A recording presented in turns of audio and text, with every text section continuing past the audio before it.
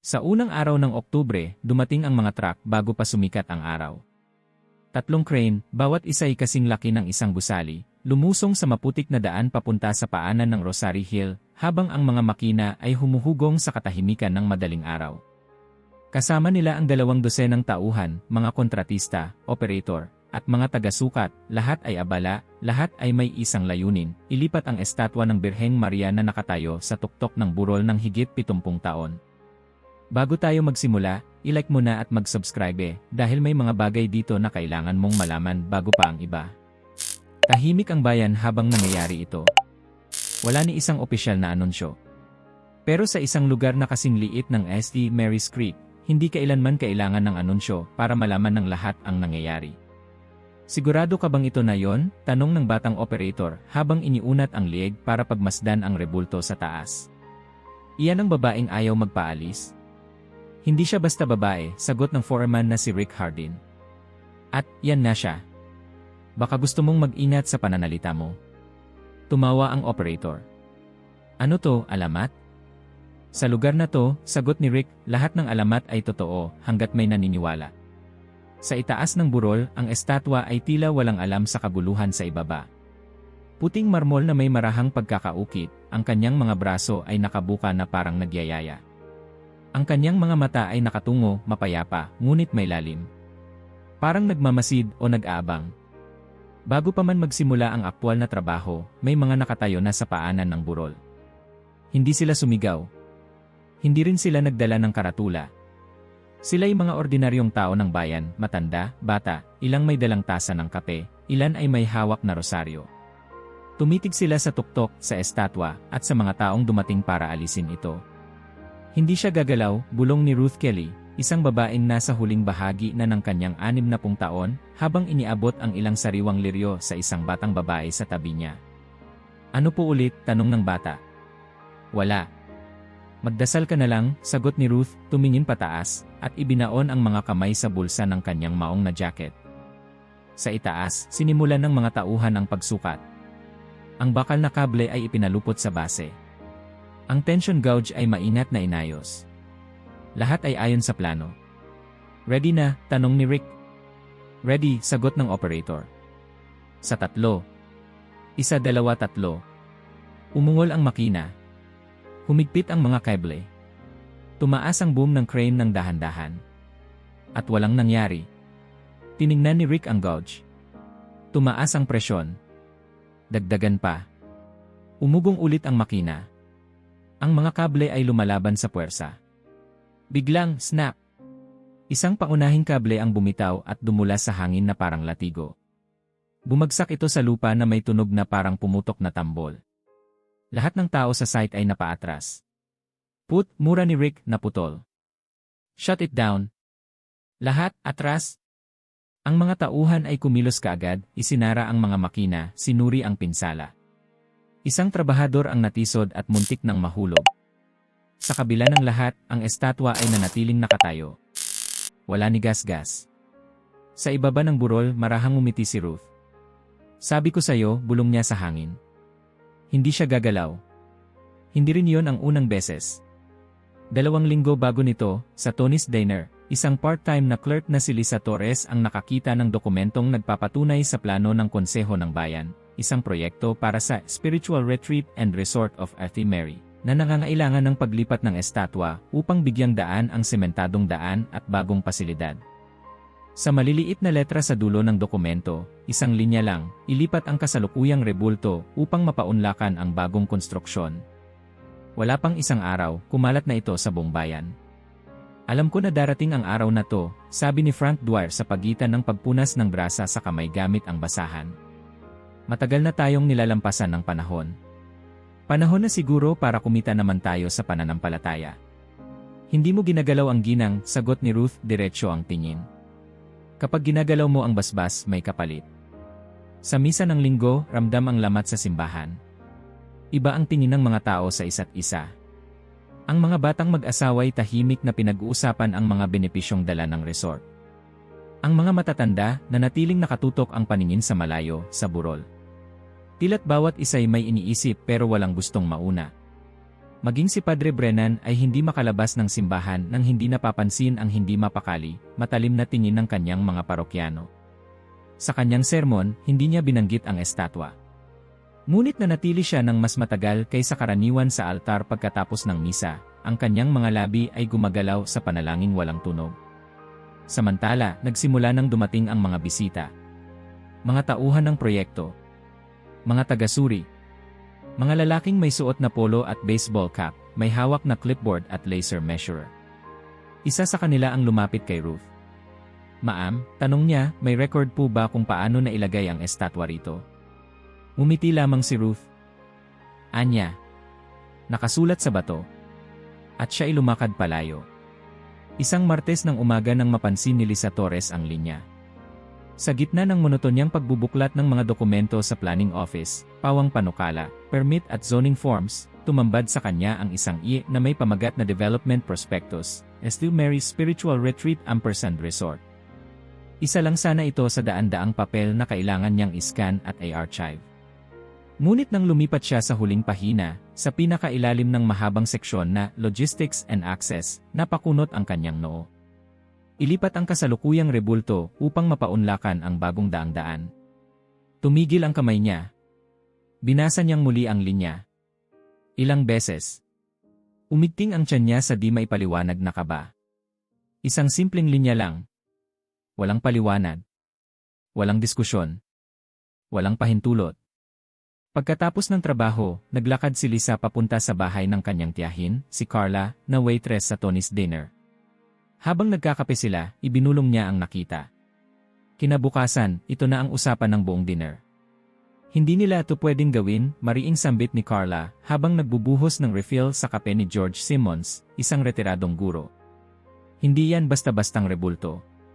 Parte yan ng bayan. Parte ng problema, kung tatanungin mo ako, singit ni Frank Dwyer mula sa kabilang booth. Nagkakandamatay ang negosyo sa Main Street.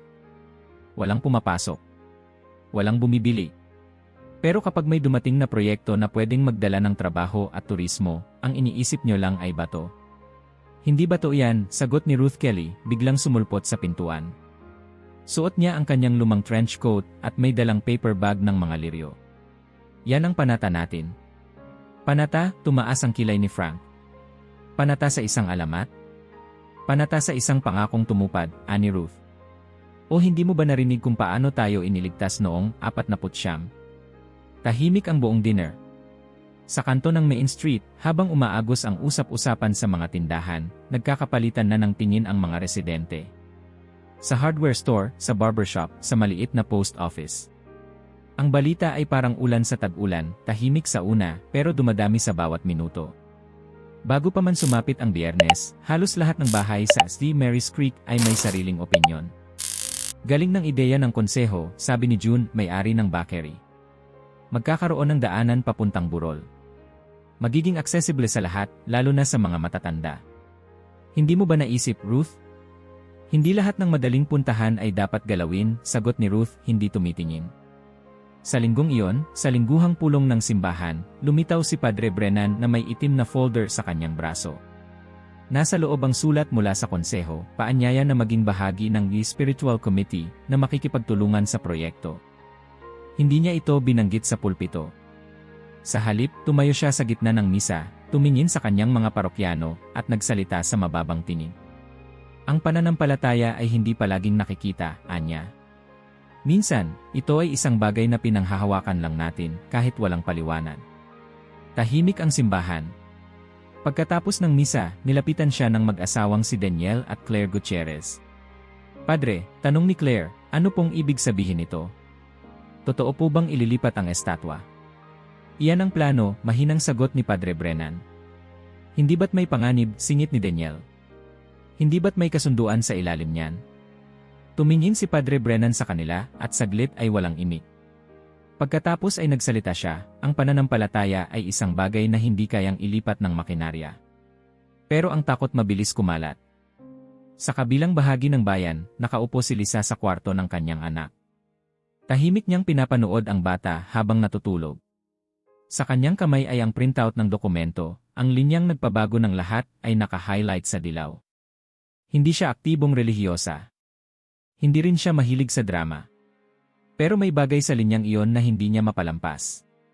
Kinaumagahan, nilapitan siya ni Carla habang nag-aayos ng mesa sa dinner. May grupo daw na gustong pumunta sa burol bukas ng gabi, anya. Tahimik lang. Magdadala ng kandila. Wala namang rally. Isasama ko si Mateo, sagot ni Lisa, tinutukoy ang anak. Walang masamang manalangin. Sa araw din yon, may ilang truck ng materyales na pumarada sa gilid ng munisipyo. Mga bakal, mga signage, ilang sample na materyales para sa resort.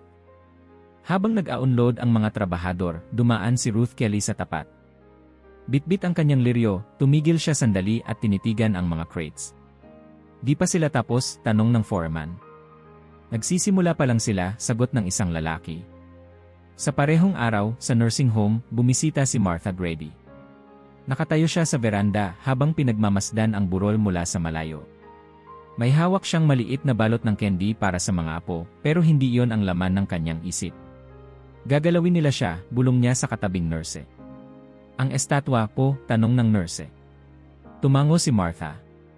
Sinubukan na yan dati. Hindi lang nila alam. Sinubukan po. Ngumiti si Martha, ngunit hindi sumagot. Kinagabihan, lumalakas ang hangin. Ang langit ay maaliwalas ngunit malamig. Sa gitna ng dilim, may 8 katao ang umakyat sa burol. May kandila silang hawak. Hindi sila nag-usap. Tumayo lang sila sa paligid ng rebulto, nagdasal ng tahimik. Nang maubos ang kandila, bumaba na sila. Walang nag-organisa. Kinabukasan, doble na ang bilang. Sa loob ng 1 linggo, 30 katao na ang dumadalo gabi-gabi. Ilang bata. Ilang matanda. Ilang di mo akalaing pupunta. Walang nagpo-post sa social media. Walang larawan. Walang sermon. Pero alam ng lahat na may gumagalaw at hindi iyon ang estatwa. Taglamig noong 1949 nang bumalot ang malamig na hangin sa buong St. Mary's Creek. Isa pa lang itong kumpol ng mga bahay na gawa sa kahoy, may isang simbahan, isang tindahan, at daan ng lupa na tuwing tag-ulan ay nagiging putikang lumulubog ang paa. Tahimik ang buhay, simpleng pamumuhay, at pananampalatayang hindi isinisigaw, isinusulat sa dasal, hindi sa mga plaka. Ikatlong gabi na ng tuloy-tuloy na ulan. Sa mga bintana ng bahay, makikitang ang ilaw ng lampara ay nanginginig habang hinahampas ng hangin ang bubong. Ang ilog Ohio ay umapaw, at ang mga residente ay naghahanda na sa posibilidad ng paglikas. Sa tahanan ng mag-asawang Patrick at Eileen O'Connell, may kakaibang katahimikan. Humihigot si Patrick ng tsaa, habang si Eileen ay nakaupo sa may altar sa sulok ng silid. Hawak niya ang isang sulat, nang galing sa Red Cross. Buhay si Michael, mahinang sambit niya. Hindi siya namatay. Nakita siya sa Okinawa. Pauwi na raw. Hindi kaagad nakaimik si Patrick. Tila lumamig pa ang paligid sa loob ng bahay. Pagkatapos ng ilang saglit, tumayo siya at lumuhod sa tabi ng asawa. Sinagot niya tayo, sabi niya. Hindi lang tayo, sagot ni Eileen, tinuturo ang bintana. Tumigil ang hangin. Umurong ang ulan. Lumabas sila. Sa liwanag ng buwan, makikita mula sa may gilid ng burol na ang baha ay huminto ilang pulgada bago tuluyang sumira sa bayan. Parang may invisible na pader na pumigil sa tubig. Ang hangin, na buong araw ay tila galit, ay biglang naging mahina. Sa kabila ng ulan sa ibang bayan, sa St. Mary's Creek, bigla na lang umaliwalas. Kinabukasan, nagtipon ang ilang kapitbahay sa simbahan. Doon, sa ilalim ng lumang bell tower ng St. Brendan's, sinabi ni Eileen ang naramdaman niya. Ito'y hindi swerte, anya, ito'y isang basbas. At kailangan nating tumugon. Ano nang ibig mong sabihin? Tanong ni Earl Holloway, may-ari ng General Store. Kung iniligtas niya tayo, sagot ni Eileen, dapat nating ipangako na hindi natin kakalimutan. Magtatayo tayo ng simbolo. Isang paalala. Walang permit. Walang opisyal na komite. Pero nagsimula silang kumilos. Mula sa mga lalaking may pala, hanggang sa mga babaeng nagdadala ng pagkain sa mga nagtatrabaho, hanggang sa mga batang nagtutulungan mag-akyat ng graba paakyat ng burol. Sa simula ay tila imposible. Pero araw-araw, kahit malamig, kahit maputik, umakyat sila. Ang marmol ay galing sa quarry 2 county ang layo. Donasyon mula sa isang parokyang hindi natuloy ang renovation. Ang rebulto ay inukit ni Carlo Mancini, isang stonemason mula Chicago na nawalan ng trabaho. Tahimik lang siyang nagtatrabaho sa paanan ng burol sa isang lumang shed. Tuwing hapon, dinadalhan siya ng mainit na sopas ni Eileen. Kapag tinitignan mo siyang magpukpok ng pait sa marmol, para bang nakikipag-usap siya sa bato. Anong itsura niya, Carlo? Tanong ni Eileen minsan. Gaya ng inamong naaalala mo, hindi gaya ng inamong nakalimutan, sagot nito. Lumipas ang mga linggo. Unti-unting lumitaw ang mukha ng Birheng Maria sa bato, malungkot ang mga mata, pero mapayapa, nakabukas ang mga braso, tila niyayakap ang burol at ang bayan sa ibaba. Habang ginagawa ang base, sinimulan ng mga pamilya na magdala ng mga bato mula sa sarili nilang bakuran. Maliit man o malaki, inilalagay ito bilang pundasyon. Bawat isa ay may kahulugan, isang piraso ng lupa, ng alaala, ng kasaysayan. Isang hapon, habang inaayos ang mga huling bahagi ng base, humawak si Eileen ng isang maliit na papel. Mula ito sa lumang notebook ng anak niyang si Michael. Maingat niya itong isinulat. Kung ililigtas mo ang aming bayan, pananatilihin ka namin dito magpakailanman. Maingat niyang tiniklop ang papel, at habang abala ang iba sa pag-aayos ng bato at semento, ibinaon niya ito sa gitna ng base. Sinelyuhan ng basang mortar, at hindi na niya ito muling binanggit. Sa araw ng pagtataas ng estatwa, buong bayan ay nandoon. Ang mga babae ay nakasuot ng puti, ang mga lalaki ay naka-Amerikana, at ang mga bata ay may hawak na bulaklak. Dala ng bawat isa ang alaala ng nakaligtas na gabi. Hinila paakyat ang mga bahagi ng estatwa, isa-isa, binubuo parang palaisipan. Sa huling bahagi ng seremonya, lahat ay tahimik habang inilalagay sa ibabaw ang ulo ng Birheng Maria. Nang maisara ito, tila huminto ang hangin. Isang lawin ang dumaan sa ibabaw ng burol. Isang batang lalaki ang nagtanong, bakit parang humihinga siya? Walang sumagot. Pero lahat ay nakaramdam ng pareho. Sa mga susunod na taon, dumadalaw ang mga tao. Hindi lamang tuwing pista o Semana Santa, kundi araw-araw. May nagdadala ng bulaklak. May nagdarasal. May nag-iwan ng liham. May mga nanay na binibinyagan ang kanilang sanggol sa lilim ng estatwa. May mga biyudang umuupo sa hagdan, walang sinasabi, basta nakatingin lang sa kanyang mukha. Isang gabi ng Enero, may kandilang naiwan sa paanan ng estatwa. Sa gitna ng malakas na hangin, hindi ito namatay. Buong gabi itong nagniningas. Kinaumagahan, tuyo ang paligid nito. At mula noon, may mga kwento. Isang bata raw ang nawawala sa bukid, ngunit natagpuan sa tabi ng estatwa, ligtas, natutulog, at tuyong-tuyo kahit basa ang paligid. May magsasakang nagsabing nagkaani siya ng doble matapos magdasal ng nobena sa burol.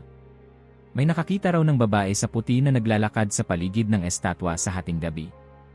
Marami ang nagduda. Marami rin ang hindi nagsalita.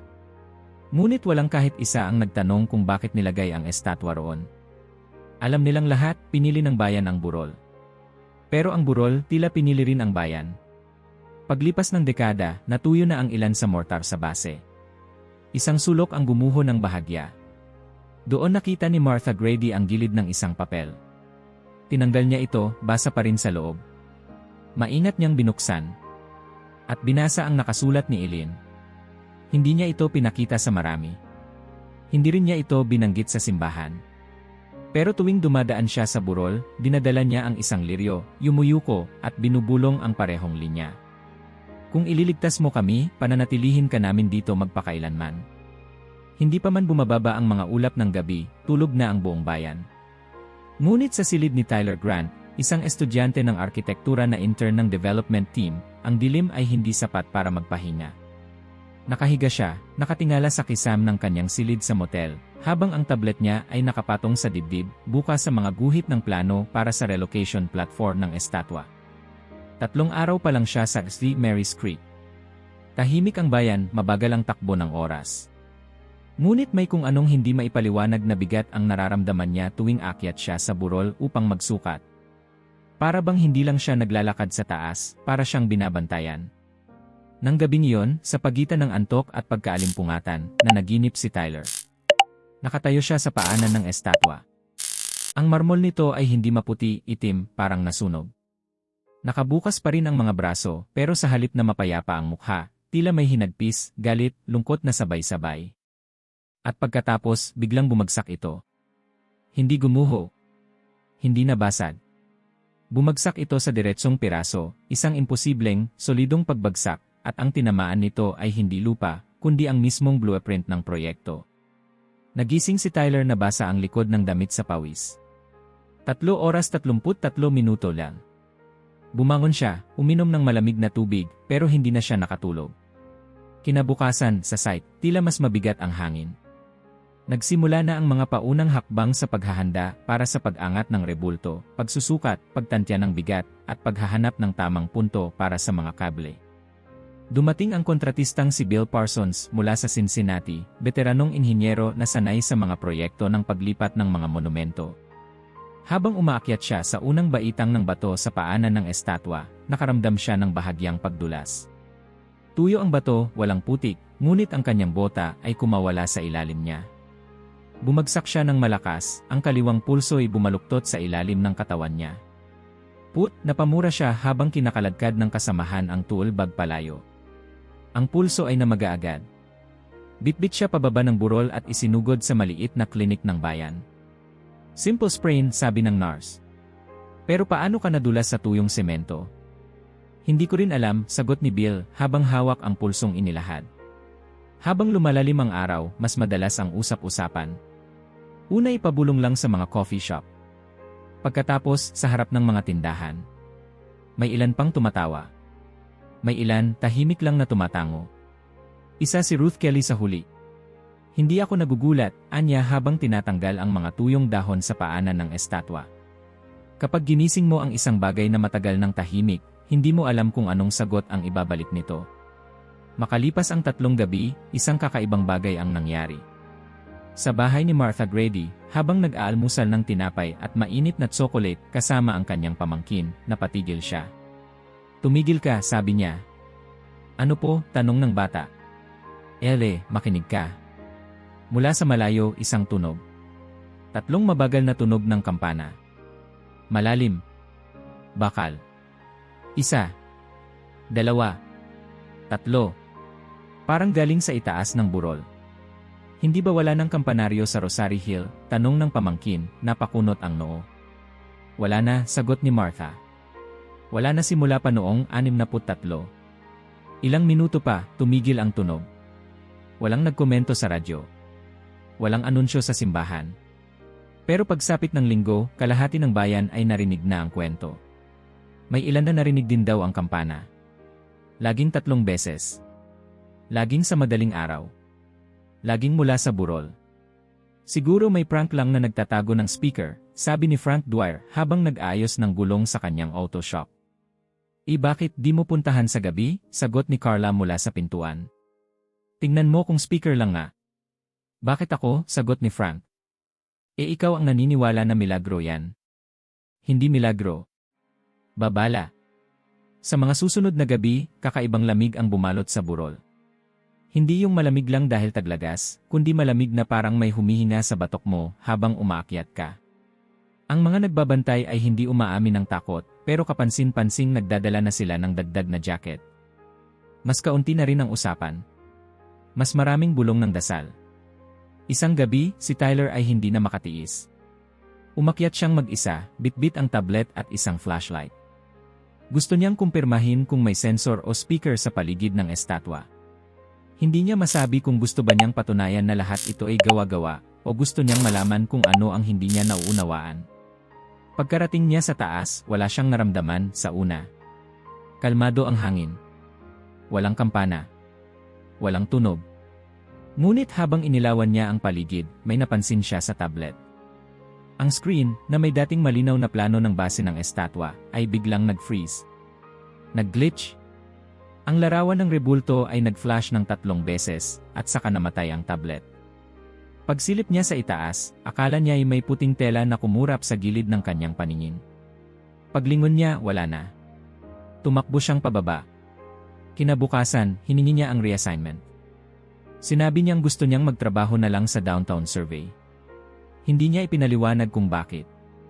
May nakita ka ba? Tanong ng kasamahan niyang si Nate habang naglalagay ng mga papeles sa truck. Wala, sagot niya, pero hindi tumingin sa mata nito. Yun ang problema. Sa linggong iyon, marami pang nagsimulang makaramdam ng pagbabago. Isang ina ang nag-akyat ng anak sa burol upang mag-alay ng bulaklak. Habang inaayos ang mga chrysanthemum, napahagikik ang bata. Kamay ng ginang, sabi nito, sabay turo sa tabi ng estatwa. Napatingin ang ina. Walang tao. Anong kamay? Tanong niya. Siya, sagot ng bata, hindi natatakot. Hawak niya kamay ko. Sa parehong araw, bumisita si Ruth Kelly. Nakita niya ang ilang marka sa damo na tila yapak. Maliit. Parang sa bata. Ngunit walang bata sa paligid at ang lupa ay hindi basa. Pagka-uwi niya, inilapag niya ang liryo sa lamesa at tahimik na umupo sa silya. Magsisimula na, bulong niya. Nagsimula ito na parang ambon, mahina, halos hindi mapansin, pero walang humpay. Sa unang gabi, 8 lang sila. Lahat tahimik. Lahat may dalang kandila. Walang formal na paanyaya, walang mensahe sa bulletin board ng simbahan, walang post sa Facebook group ng bayan. Basta dumating na lang sila sa paanan ng Rosary Hill habang lumulubog ang araw at tumayo sa paligid ng estatwa. Ang ilan ay nagdasal. Ang ilan ay tumingin lang. May 2 o 3 nag-iyakan sa dilim. Sa pangalawang gabi, naging 15. Sa ikatlo, higit 30. Wala pa ring salita, wala pa ring ingay, maliban sa tunog ng mga kandilang sumasayaw sa hangin. Nakatayo si Ruth Kelly sa gitna ng bilog, suot ang kanyang lumang trench coat at may hawak na bungkos ng liryo. Ang kanyang mukha ay maputla sa ilaw ng apoy, ngunit ang kanyang mga mata ay matatag. Isa siya sa mga naunang nakakita sa estatwa ng itayo ito noong 1949. Hindi niya kailangan ng panibagong panata. Matagal na siyang tumutupad. Walang sermon. Walang tagapagsalita. Ngunit alam ng bawat isa kung bakit sila naroroon. Mula sa malayo, mula sa mga porch at bintana ng mga bahay sa ibaba, makikita ang maliit na pulutong sa tuktok ng burol. Gaya ng mga bituin sa lupa, ang mga kandila ay kumikislap sa kadiliman. Si Lisa Torres, kasama ang kanyang anak na si Mateo, ay palaging nandoon bago magtakip silim. Hindi niya pinipilit ang bata. Hindi rin niya binibigyang kahulugan ang lahat. Pero tuwing naroon sila, tahimik si Mateo, parang mas nakikinig sa hangin kaysa sa mga tao. Pagod ka na ba? Tanong niya isang gabi habang hawak ang kamay ng anak. Hindi, sagot ng bata. Gusto ko lang siyang bantayan. Sino? Yung babae, sabi ni Mateo. Yung laging nandito. Hindi na siya nagtanong pa. Sa mga sumunod na gabi, dumami pa ang mga dumadalo. May ilang may dalang rosaryo, may ilang nagdadala ng upuan, may ilang dumarating lang at umuupo sa damuhan. Ang ilan ay umuwi agad. Ang ilan ay nananatili hanggang sa mamatay ang huling kandila. Walang nagpapatakbo ng kilos. Pero lahat ay sumusunod. Isang gabi, lumapit si Ethan Cole, ang batang mamamahayag mula sa Louisville. Nasa likod lang siya, may hawak na maliit na notebook at isang kamera na hindi pa niya ginagamit. Naglakad siya sa paligid ng grupo. Walang nakatingin sa kanya. Walang pumigil. Pero naramdaman niyang parabang tinatanggap siyang panauhin sa isang tahimik na seremonya. Isa siyang estranghero, ngunit hindi pinapaalis. Isa ring tagamasid, tulad ng marami sa burol. Habang tinutok niya ang lente sa estatwa, isang bugso ng hangin ang tumama sa kanya. Hindi malakas, pero sapat para pagilid ang kandila ng babaeng katabi niya, sapat para mapasandal siya ng kaunti. Nang tignan niya ang larawan sa screen, may blur sa tabi ng estatwa. Parang aninong gumagalaw. Nang sumunod na gabi, hindi na niya dinala ang kamera. Lumuhod lang siya sa gilid at sumulat sa kanyang notebook. Tahimik pero hindi bakante. May presensya. Walang nagsasabing ito'y isang protesta. Wala ring umaamin na ito ay panalangin. Pero unti-unti, nararamdaman na sa buong bayan ang bigat ng katahimikan. Sa hardware store, napansin ng may-ari na mas madalas na nauubos ang kandila sa istante. Sa bakery, humihingi na ang mga tao ng tinapay na madaling dalhin pataas ng burol. Sa simbahan, tahimik na naglalabas-pasok ang mga tao, hindi para sa misa, kundi para sa ilang sandaling katahimikan. Si Padre Brennan, sa kabila ng pressure mula sa konseho, ay hindi nagsasalita sa pulpito tungkol sa vigil. Ngunit isang gabi, lumakad siyang mag-isa paakyat. Hindi niya sinuot ang kanyang sutana.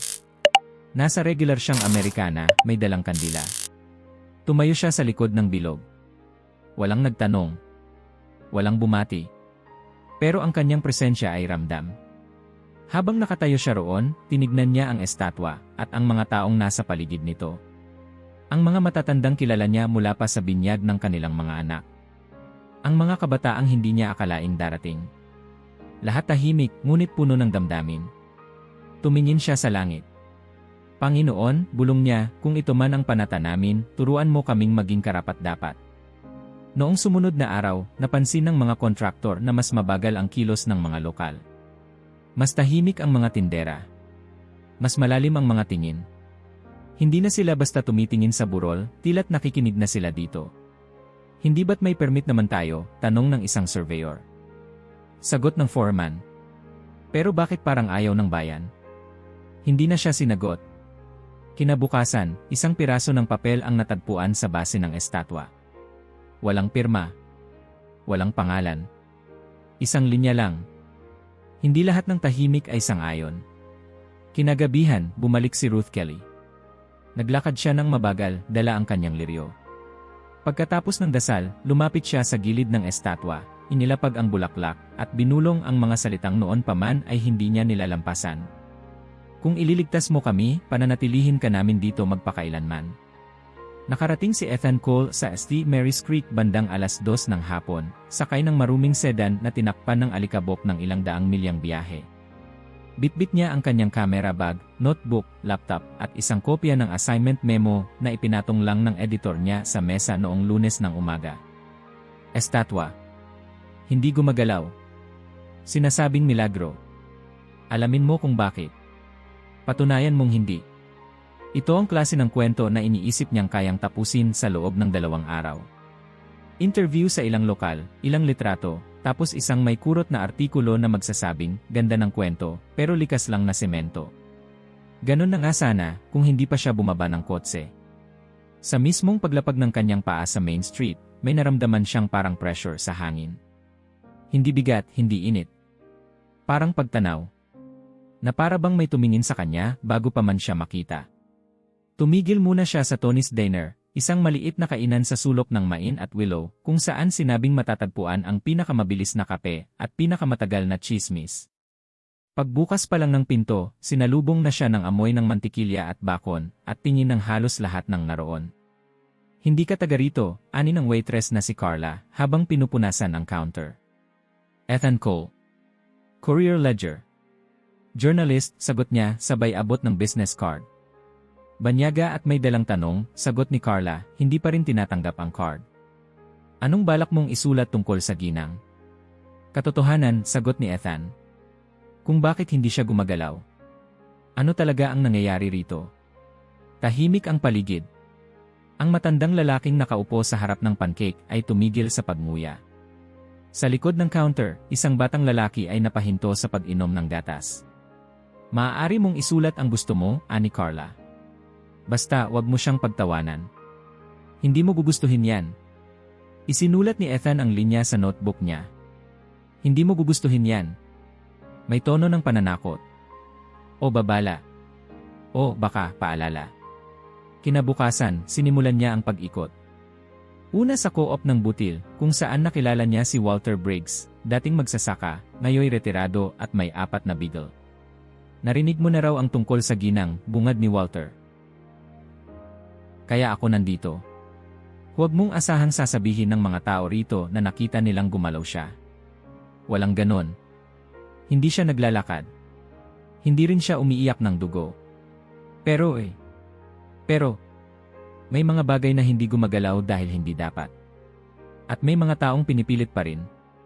Doon nagsisimula ang problema. Umarkila si Ethan ng drone para kuhanan ng aerial footage ng burol. Magandang visual para sa kwento. Inilunsad niya ito bandang 5:00 ng hapon para mas maganda ang natural light. Pero bago pa ito lumipad ng 20 segundo, namatay ang feed. Walang warning. Walang crash report. Paglapag niya ng drone, tila walang sira, maliban sa bateryang biglang naging 0% kahit kaka-charge lang. Nang gabi niyon, hindi siya nakatulog agad. 3:33 ng umaga, nagising siya sa isang tunog, mahina, tila tunog ng bakal na may kalungkutan. Kampana. 3 beses.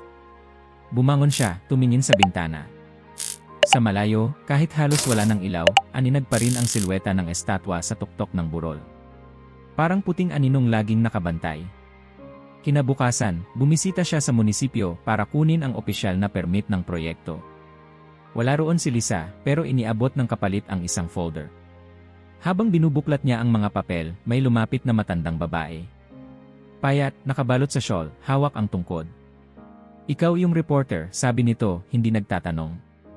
Tumango si Ethan. "Ano nang isusulat mo tungkol sa kanya?" "Iniisip ko pa," sagot niya. "Huwag kang magsulat para patunayan. Magsulat ka para makinig." Naglakad na ito palayo bago pa siya makasagot. Nang gabing iyon, umakyat siya sa burol. Hindi dala ang kamera, kundi isang notebook lang at isang lumang ballpen. Nandoon na si Ruth Kelly, si Lisa at ang anak nito, si Carla, ilang matatanda, ilang kabataan. Tahimik silang lahat. Para bang hindi naglalaban ang dalawang panig ng bayan. Para bang ito lang ang totoo, ang presensya, ang katahimikan, ang hangin na tila mas malamig paglapit mo sa estatwa. Naupo si Ethan sa damuhan, ilang metro mula sa base. Tinignan niya ang marmol. Walang galaw. Walang ilaw. Pero ang pakiramdam niya, siya ang tinitingnan nito. Isinulat niya sa notebook. "Hindi ko alam kung naniniwala ako. Pero sigurado akong mayroong nangyayari rito na hindi kayang ipaliwanag ng makina o myth." Habang bumababa siya ng burol makalipas ang isang oras, may isang batang babae na dumaan sa kanya paakyat. "Huwag mong kunan ng litrato kung hindi ka pa handa," bulong nito. "Handa saan?" "Makinig." Nagsimula ang araw ni Ethan sa isang talaan ng mga pangalan. Lahat ay rekomendasyon ng waitress na si Carla, may dagdag pang pahabol na babala. "Kung gusto mong maintindihan ang lugar na to, kausapin mo yung mga hindi madaldal." Unang pangalan, Alvin Reyes. Dating sundalo. Tahimik. Namumuhay mag-isa sa isang maliit na bahay sa dulo ng Cedar Street. May hilig sa pagkukumpuni ng radyo at laging nasa porch tuwing 2:00 ng hapon. Doon siya inabutan ni Ethan, nag-aayos ng isang lumang transistor. "Alvin?" tanong ni Ethan habang palapit. Tahimik lang si Alvin, iniikot ang tornilyo ng radyo. "Ethan Cole. Journalist. Nais ko sanang malaman kung Hindi ko siya nakita gumalaw, putol ni Alvin, hindi pa rin tumitingin. "Hindi naman yon ang tanong ko," sagot ni Ethan. "Gusto ko lang marinig kung anong ibig sabihin ng estatwa sa inyo." Matagal bago sumagot si Alvin. Nang tumigil sa pag-ikot ng screwdriver, saka lang siya tumingin. "Nang bumalik ako mula sa Vietnam, hindi na ako nakatulog ng mahimbing. Hanggang sa isang gabi, umakyat ako ron. Umupo lang. Walang dasal. Walang tanong. Basta nakaupo. Anong nangyari? Wala. Pero kinabukasan, hindi ko na kailangang ipaliwanag kung bakit ako buhay pa." Tumango si Ethan. Isinulat niya, "Wala means more here than anywhere else." Sunod niyang pinuntahan ay sina Daniel at Claire Gutierrez, mag-asawang may panaderya sa tapat ng simbahan. Pinapasok siya, pinaupo, binigyan ng tinapay na may halong rosemary. "Narinig naming galing ka sa burol," sabi ni Claire, nakangiti. Sagot niya. "Paulit-ulit kong naririnig mula sa mga tao na huwag kang magtanong, makinig ka lang. Pero wala pa akong nakikitang milagro." "Hindi mo kailangang makakita," ani Daniel. "Kailangan mo lang maramdaman kung anong iniwan ng mga taong umakyat ron. Katulad ng panata. O pangakong hindi kailangang isulat sa papel. Dito, sabay turo sa dibdib. At pagtotoo yon, kahit anong makina, hindi kayang itulak ang bato." Habang palabas si Ethan, may matandang babae sa gilid ng bakery na tahimik na nagtatahi ng kurtina. Nakita siya nito at tinuro ang kamera sa bag niya. "Wala kang makukuhang larawan na makakahuli sa kanya," sabi nito. "Bakit po?" "Kasi hindi siya gumagalaw sa lente. Gumagalaw siya sa di mo inaasahan. Sinusulat niya lahat. Hindi mga kwento, mga tono, mga sulyap, mga bagay na hindi agad malinaw. May ritmo ang mga tao rito. Hindi pare-pareho ang sinasabi, pero iisa ang mensahe. Hindi ito tungkol sa rebulto. Hindi ito tungkol sa proyekto. May pinanghahawakan ang bayan na hindi basta binabanggit. At ang burol, ang estatwa, ang lugar na piniling mag-ingat nito. Kinahapunan, muli siyang umakyat. Hindi para sa vigil, kundi mag-isa, habang may araw pa. Dala ang maliit na voice recorder, nagbabaka sakaling makakuha ng ambiyansa para sa artikulo. Ngunit habang papalapit siya sa base ng estatwa, may narinig siyang mahina, halos hindi marinig na pag-usal ng dasal. Wala namang tao sa paligid. Wala ring kandila. Pero malinaw sa tenga niya, mga salitang Latin, na uulit, parang hangin na ginagaya ang tinig. Bigla siyang kinilabutan. Hindi dahil sa takot, kundi dahil sa pagkapahiya. Para siyang bisita sa tahanang hindi niya nauunawaan. Lumapit siya sa estatwa. Hinipo ang paanan nito, bato, malamig, hindi gumalaw. Ngunit sa ilalim ng palad niya, may mainit na pakiramdam, hindi mula sa araw, kundi para bang pagtanggap. Nang bumaba siya ng burol, dinaanan niya si Martha Grady. Gusto mong maintindihan ang burol, bungad nito, kahit hindi pa siya nagtatanong. Hindi mo kailangan ng interview. Kailangan mo ng alaala. Wala akong alaala ron. Hindi pa. Pero nag-ipon ka na. Bawat gabi ng katahimikan, bawat salitang hindi mo isinulat, parte na yan ng panata. Tahimik lang si Ethan. Minsan, dagdag ni Martha, ang panata ay hindi pangako. Isa lang itong pagpiling huwag umalis. Pag-uwi niya sa inuupahang kwarto, binuksan niya ang laptop at tinitigan ang blinking cursor sa screen. Sa unang pagkakataon sa buong karera niya, hindi niya alam kung paano simulan ang artikulo. Ang headline na naisip niya dati, ang bato na ayaw umalis, ay parang nakakatawa na ngayon. Mali. Mababaw. Sa halip, nagsimula siyang magsulat ng memo para sa sarili. Ang Rosary Hill ay hindi kwento ng rebulto. Kwento ito ng mga taong natutong manahimik hindi dahil wala silang masasabi, kundi dahil ang katahimikan mismo ang sagot nila. At ang burol ay hindi nagtatago ng milagro, naghihintay lang ito ng tamang makikinig. Kinabukasan, hindi siya nag-interview. Nagpunta siya sa hardware. Bumili ng maliit na flashlight, mas mahabang jacket, at isang bungkos ng kandila. Pagkatapos ng hapunan, umakyat siya ulit. Hindi bilang mamamahayag, kundi bilang saksi. Maaga pa lang, ramdam na ang pagbabago sa hangin. Ang araw ay lumitaw na parang nahihiya, tago sa manipis na ulap, at ang mga ibon na karaniwang maingay tuwing umaga ay tahimik na dumapo sa mga linya ng kuryente. Sa gilid ng burol, bumubusina ang unang truck, kasunod ng crane, flat trailer, at dalawang van na may logo ng engineering firm mula sa labas ng county. Hindi na ito rehearsal. Ngayon, susubukan na talaga nilang galawin ang estatwa. Sa ibaba, ang bayan ay parang huminto. Ang mga tindahan sa Main Street ay hindi nagbukas sa tamang oras. Ang bakery ni Claire ay hindi nagbuga ng amoy ng tinapay. At sa dinner, tahimik si Carla habang naglilinis ng walang tigil ang counter na dati puno ng ingay. Sa taas ng burol, sinalubong ng malamig na hangin ang mga tauhan. Ang damo ay tuyo pero tila madulas sa ilalim ng bota. Inayos ang perimeter. Kinabit ang mga harness. Ang base ng estatwa ay nilagyan ng mga sensor at stabilizer plates. Ibinaba sa lupa ang matitibay na steel cables, ikinabit sa hydraulic lift na may kapasidad para bumuhat ng 3 estatwa na kasing laki. Lahat ayon sa plano. Lahat sukat. Lahat kalkulado. Simulan sa level 1, utos ng lead engineer na si Darren Wexler, habang nakasandal sa isang monitor. Dahan-dahan lang. Tingin natin kung may movement sa base. Umandar ang makina, humugong. Bahagyang humigpit ang mga cable. Tumulog ang isang maliit na alarm sa monitor, pressure detected. Sa unang minuto, walang nangyari. Sa ikalawa, bahagyang umangat ang gauge. Umigay ang mga sensor. Ito na, sabi ni Darren. Ngunit sa 3 minuto, biglang may pumutok. Isang matinis na tunog, parang pumutol na litid sa ilalim ng tensyon. Ang isang cable ay humulagpos, dumaan sa ere at tumama sa lupa na may lakas na parang latigong bakal. Ang hangin ay kumidlat sa biglaan. Lahat ng trabahador ay napaatras. Cut power, sigaw ni Darren. Check the load. Agad pinatay ang makina. Umaligid ang mga tauhan sa base. Walang naitalang pinsala. Ngunit hindi rin gumalaw ang estatwa. Nang ibalik sa 0 ang gauge, lumabas ang final reading, 0.0 degrees movement. Walang nangyari, tanong ng technician sa tabi. Wala, sagot ni Darren, hindi makapaniwala. Sa ibaba ng burol, sa tabi ng daan, nakatayo si Ruth Kelly. Sa kanyang kamay, isang liryo na tila hindi nadadala ng hangin. Nakatitig lang siya sa taas, at sa paligid niya, isa-isang lumitaw ang mga tao. Hindi sila tinawag. Hindi sila nagkausap. Ngunit isa-isa, mula sa magkakaibang direksyon ng bayan, dumating sila. Ang ilan ay may dala ring kandila, kahit maliwanag pa. Ang ilan ay basta lang tumayo sa damuhan. Tahimik silang lahat. Sa burol, sinubukan muli. Check all anchors. Palitan ang cable 12.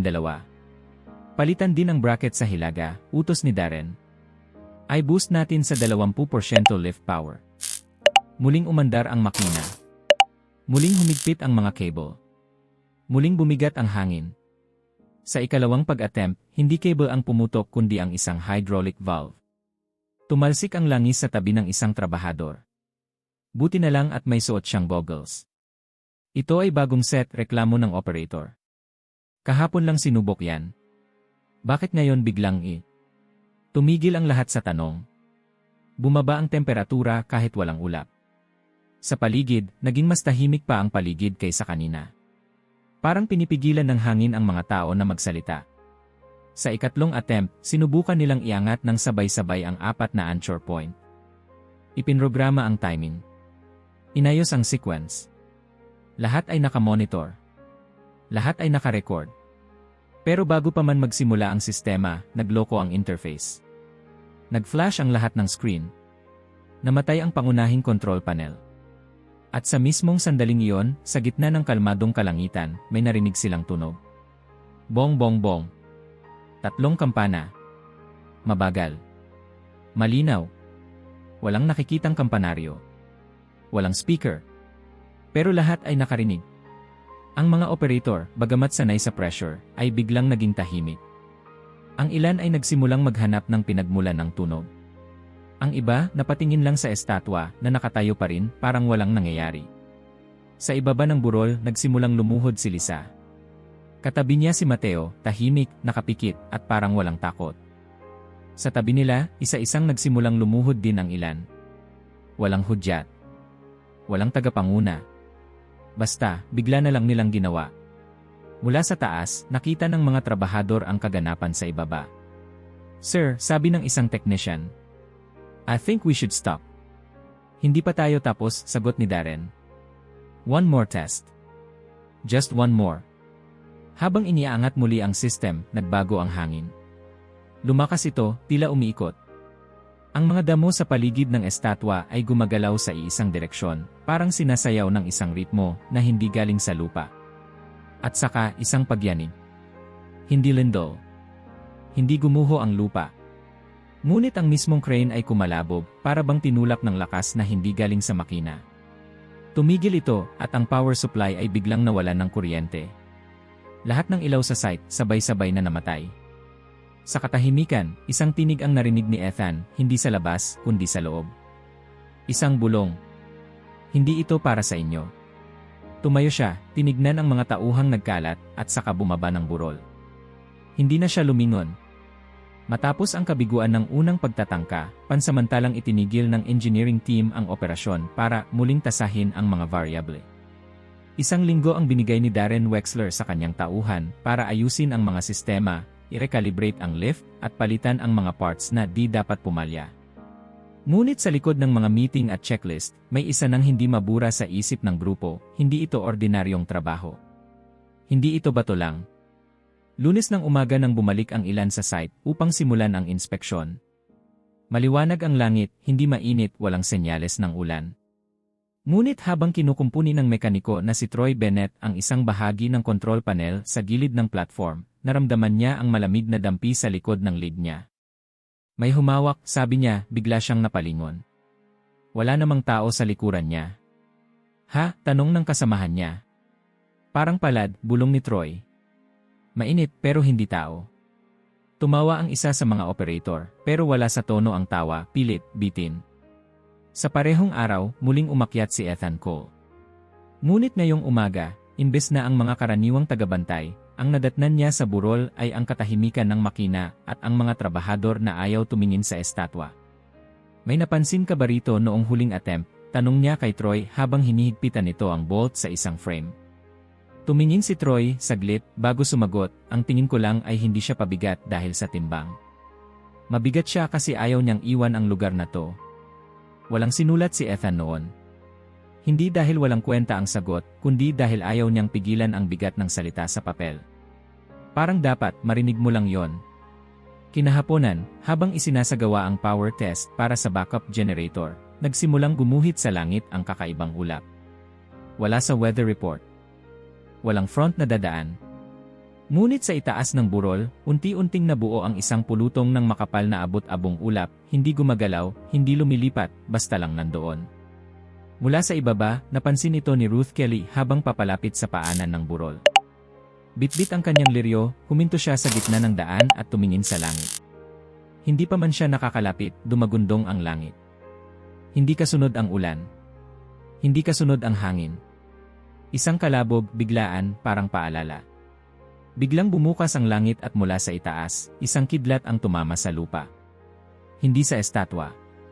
Hindi sa makina.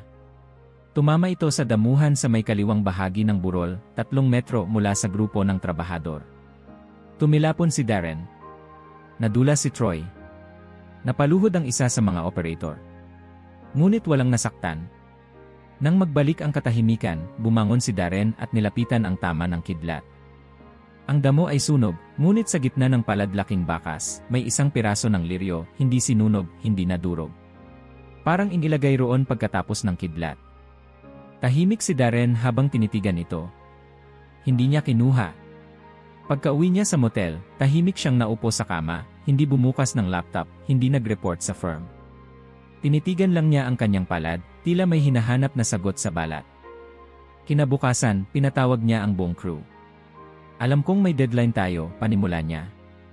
Alam kong may kontrata. Pero hindi ako babalik sa burol na yan hanggat hindi ko naiintindihan kung ano ang meron roon. Tahimik ang grupo. May nagsabi sa akin baka hindi natin siya dapat galawin. Ngayon ko lang iniisip kung baka tama sila. Sa kabilang dako ng bayan, si Lisa Torres ay tahimik na nakaupo sa porch, hawak ang notebook kung saan niya itinatala ang mga detalye ng proyekto. Sa tabi niya, si Mateo ay naglalaro ng maliit na kahoy na rebulto ng birhen na ginawa ng kapitbahay. Mama, sabi ng bata, bakit mo sinusulat lahat? Para maalala natin kung anong nangyari, sagot ni Lisa. Pero alam ko na, sagot ng bata, hindi tumingin. Sinabi na niya sa akin. Sino? Yung babae sa taas. Yung may kandila sa kamay. Tumingin si Lisa sa anak. Kailan mo siya nakita? Sa panaginip ko. Pero gising ako. Hindi na siya nagtanong. Ang puso niya ay biglang bumigat, pero hindi dahil sa takot, dahil sa pakiramdam na may ibang nakakakita ng hindi niya kayang makita. Sa gabi ring iyon, muling lumitaw ang mga tao sa burol. Mas maraming kandila, mas maraming mukha. Hindi na lang matatanda, pati kabataan. Tahimik pa rin, ngunit hindi na ito basta katahimikan. Ito ay pagtindig. Walang salita.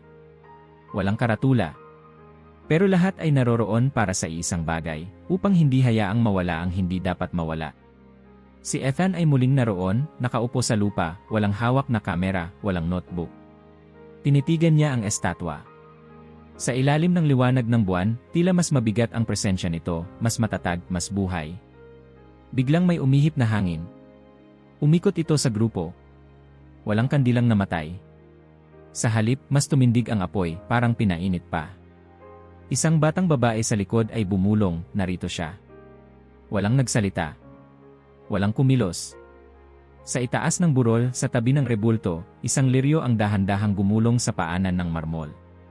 Walang hangin sa direksyong iyon. Walang tao roon. Ngunit gumalaw ito. Maingat. Tila dinala, hindi tinapon. At sa muling pagkatigil ng lahat, lahat ay mas lalong tumahimik. Hindi dahil sa takot, kundi dahil sa tiyak na kaalaman, may ayaw sa paggalaw. At ito'y hindi gawa ng tao. Nang dumating si Ethan sa bahay ni Martha Grady, halos 10:00 na ng umaga, ngunit tila kalmado pa rin ang paligid. Ang hardin ay puno ng mga bulaklak na hindi pangkaraniwan sa ganitong panahon, mga liryo, marjoram, ilang orchid, lahat buhay, lahat maayos, kahit pa 2 linggo ng tuyo ang ulan. May isang ibong uwak na nakadapo sa bakod, nakatingin sa kanya, pero hindi lumilipad. Hindi niya yon pinansin. Kumatok siya ng mahinahon. Pagbukas ng pinto, si Martha ay nandoon, may suot na apron na may batik ng lupa. Mukha siyang matanda, pero hindi marupok. Ang kilos niya ay maingat, ngunit matibay, parang palaging may tiyak na dahilan ang bawat galaw. Ikaw ang bata mula sa pahayagan, Anya. Tumango si Ethan. Pwede po ba akong pumasok? Matagal na kitang hinihintay, sagot ni Martha, sabay bukas ng pinto. Sa loob ng bahay, may amoy ng luma at niyog. May mga antigong larawan sa dingding, mga pamilyang hindi na niya makilala, isang batang babae na may hawak na palikpik ng isda, at sa gitna, isang itim at puting larawan ng burol, bago pa maitayo ang estatwa. Umupo ka, ani Martha. May kailangan kang malaman. At hindi ito kwento para sa recorder mo. Napatingin si Ethan sa kanyang bulsa. Tinanggal niya ang voice recorder at isinara ito, saka inilagay sa mesa. Si Martha ay kumuha ng isang lumang kahon mula sa aparador. May alikabok ito, pero hindi marumi, tila binubuksan ito tuwing kinakailangan lamang. Dahan-dahan niya itong inilapag sa harap nila. Alam mo ba kung sino si Eileen O'Connell? Tanong niya. Isa sa mga nagpasimula ng proyekto. Isa sa mga nakaligtas sa baha noong 1949. Tama. Pero hindi lang siya basta nakaligtas. Siya ang nagpanata. Siya ang unang nagsabi na huwag tayong makalimot. At siya rin ang nagsulat ng liham na ito. Binuksan ni Martha ang kahon at mula sa loob, kinuha ang isang sobre na medyo marupok na ang papel. Maingat niya itong binuksan. Sa loob, isang piraso ng papel na may sulat kamay, bahagyang kupas ngunit mababasa pa rin. Inilapit niya ito kay Ethan. Kung ililigtas mo kami, pananatilihin ka namin dito magpakailanman.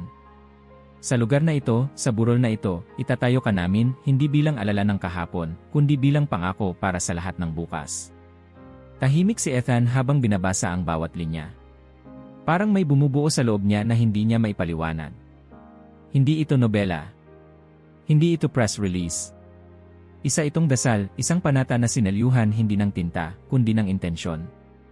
Ito ang isinilid ni Eileen sa base ng estatwa, paliwanag ni Martha. Hindi ito alam ng karamihan. Ako lang ang nakakita. Ako ang nakatulong mag-ayos ng mga bato. Ako rin ang humawak sa sulok ng base noong nilagay niya ang liham na yan. Bakit hindi niyo sinabi? Dahil hindi ito para ipagsigawan. Panata ito. At ang panata hindi ipinagmamalaki. Isinasabuhay. Tumayo si Martha at lumakad sa may bintana. Noong una nilang sinubukang galawin ang estatwa, naramdaman kong may mali. Hindi lang dahil sa mga palpak na makina, kundi dahil sa bigat na hindi teknikal. At doon ko naisipang hanapin muli ang liham. Alam niyo na bang mangyayari ito? Hindi. Pero alam kong darating ang panahon na susubok silang alisin siya. At alam ko rin na kapag ginawa nila yon, may magpaparamdam. Ang mga tao sa bayan, lahat ba sila alam to? Hindi. Pero alam ng puso nila. Ramdam nila. Yun ang bagay na hindi maipapaliwanag. Hindi dahil sinabi, kundi dahil naramdaman. Umupo si Martha muli at tinapik ang mesa. Ethan, nakita mo na ba kung paano magdasal si Ruth? Tumango si Ethan. Tahimik. Parang walang hinihingi. Dahil hindi siya humihingi. Nagpapasalamat siya. Araw-araw. Tumingin si Martha ng diretsyo sa mga mata ni Ethan. Ang estatwa, ang burol, ang panata, hindi ito kwento para sa headlines. Hindi ito himala para sa validation. Ito ay alaala. At kapag sinira mo ang alaala, mawawala ang gabay. Tahimik si Ethan. Wala siyang naisulat. Wala siyang naisagot. Maya-maya, tinanong siya ni Martha, naniniwala ka ba sa kwento ng bayan na to? Hindi ko pa alam, sagot ni Ethan, tapat. Pero alam kong hindi na ito basta luma na istorya. Ngumiti si Martha. Hindi mo kailangang maniwala. Pero kailangan mong igalang. Paglabas ni Ethan ng bahay, mainit na ang araw, pero malamig pa rin ang paligid. Ang hangin ay tila may dalang tanong na hindi niya kayang sagutin. Sa kanyang bulsa, nakahawak siya sa maliit na piraso ng papel na binigay ni Martha, isang kopya ng liham, isinulat muli sa bagong papel, para raw hindi niya malimutan. Sa gitna ng daan, tumigil siya at tiningnan ang burol. Sa unang tingin, wala namang nagbago. Nakatayo pa rin ang estatwa, hindi gumagalaw. Pero sa kanyang mata, sa wakas, hindi na ito simpleng bato. Ito na ang puso ng isang panata. Walang formal na anunsyo. Walang pulong mula sa munisipyo, walang advisory mula sa simbahan. Ngunit alam ng buong bayan, may nagbago. Pagsapit ng Miyerkules, parang huminto ang oras. Ang kalye ay naging mas tahimik kaysa dati, hindi dahil walang tao, kundi dahil lahat ay nakikinig. Sa pagitan ng yabag ng sapatos at huni ng ibon, may nararamdamang iba, parang paghina ng lupa, isang ritmo na hindi galing sa mundo. Isang umaga, habang naglalaro si Mateo sa likod ng bahay, napatingala siya bigla at napahawak sa dibdib. "Anak," tanong ni Lisa, papalapit. "Ano yon?" "Naramdaman ko po," sagot ni Mateo, hindi umiiwas ng tingin sa langit. "Anong naramdaman mo?" Kamay niya. Parang hinawakan niya ko. Dito, sabay turo sa gitna ng dibdib. Hindi nakakatakot. Pero parang kilala niya ko. Tahimik si Lisa. Hindi niya tinawanan ang anak. Hindi rin siya nagtanong pa. Kinahapunan, sa burol, may grupo ng high school students na nagtangkang gumamit ng drone para mag-shoot ng vlog. Inilunsad nila ito mula sa flat ground sa likod ng estatwa, taas ng halos 50 metro. Sa unang minuto, maayos ang lipad. Ngunit pagsapit ng ikalawa, nagsimulang mag-glitch ang feed. Gumalaw ang kamera nang hindi nila inaayos. Pagkatapos, biglang bumaliktad ang drone at sumadsad pababa, parang may humatak dito. Paglapit nila sa crash site, nakita nilang ang drone ay hindi simpleng bumagsak, parang tinapik. Ang frame ay hindi lang nabali, kundi niliko. Ang lente ay basag mula sa loob, hindi sa impact. Walang video na nasave. Ang AC card ay blanco. Nagkalat ang kwento sa loob lamang ng isang araw. Hindi na to ordinaryo, bulong ng matandang si Walter sa grocery. Dati panaginip lang, ngayon parang gumagalaw na sa araw. Gumagalaw, sagot ng pharmacist sa pila. Pero hindi para makita. Para maramdaman. Sa simbahan, si Padre Brennan ay hindi na muling binanggit ang proyekto. Ngunit sa bawat misa, may dagdag siyang dasal. Sa mga di namin maintindihan, bigyan mo kami ng karunungan. At kung hindi man karunungan, kahit katahimikan man lang na may paggalang. Si Ethan, sa panig niya, ay tila unti-unti nang nawawala sa posisyon ng tagamasid. Hindi na siya basta nagmamasid sa bayan, pakiramdam niya, kasama na siya sa kwento. Ang mga mata ng tao, dati nagmamatsyag sa kanya bilang outsider, ngayon ay tumitingin sa kanya na parang bahagi na rin ng panata. Isang gabi, habang naglalakad siya paakyat ng burol, napadaan siya sa grupo ng matatandang babae na nag-aalay ng mga kandila sa paanan. Isa sa kanila, si Pilar, ang tumingin sa kanya. "Nararamdaman mo na rin ba?" "Ang alin?" tanong ni Ethan. "Yung hindi mo maipaliwanag pero hindi mo rin kayang baliwalain." Tumango lang siya. Wala nang kailangang idugtong.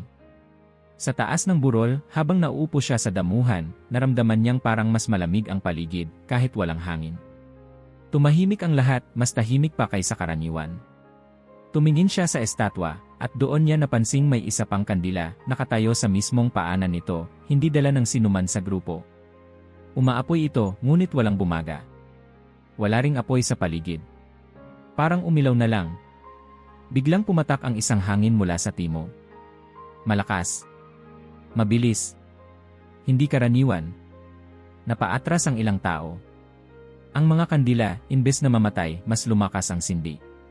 Ang apoy ay parang hinipan pataas, paitaas, hindi paalis. May isang batang babae na napaluhod at marahang sinabi, narito siya. At saka, 3 tunog. Hindi galing sa kampana. Hindi rin galing sa speaker. Hindi tunog na naririnig ng tainga, kundi ng dibdib. 1, 2, 3. Tumindig ang mga buhok sa batok ni Ethan. Pakiramdam niya ay may dumaan sa likod niya, ngunit wala siyang nakita. Tumingin siya sa paligid. Lahat ng naroon ay nakayuko, walang nagsasalita, walang umiiyak. Tahimik. Buo. Noong gabing iyon, hindi siya nakatulog. Nang bumalik siya sa kanyang inuupahang silid, binuksan niya ang laptop. Ilang segundo lang, nag-brownout. Pagsindi ng emergency light, may nahulog sa mesa, ang kopya ng liham ni Eileen na bigay sa kanya ni Martha. Wala sa envelope. Wala sa bag. Nandoon lang sa gitna ng mesa. Walang hangin. Walang gumalaw. Bumuntong hininga siya at sa wakas ay naupo. Hindi na siya magtatanong kung totoo ito. Hindi na niya kailangang patunayan. Dahil alam na niya. Ang kamay ay gumalaw. Ang paalala ay ibinigay. At ang bayan, tahimik mang nagbabantay, ay nasa gitna na ng isang bagay na mas matanda kaysa proyekto, mas matibay kaysa kontrata, at mas buhay kaysa sa kahit anong bato. Biyernes ng umaga, ipinaskil sa bulletin board ng munisipyo ang bagong desisyon. Ang proyekto de relokasyon de estatwa ay ipagpapatuloy sa loob ng 7 araw. Perma ni Mayor Glenn Harper, kasama ang logo ng State Development Office. Walang seremonya. Walang press release. Basta't isang papel, malinaw, legal, at hindi na para sa diskusyon. Ngunit para sa bayan ng St. Mary's Creek, walang ganitong klaseng balita na di sinasagot ng katawan. Hindi ng salita kundi ng kilos.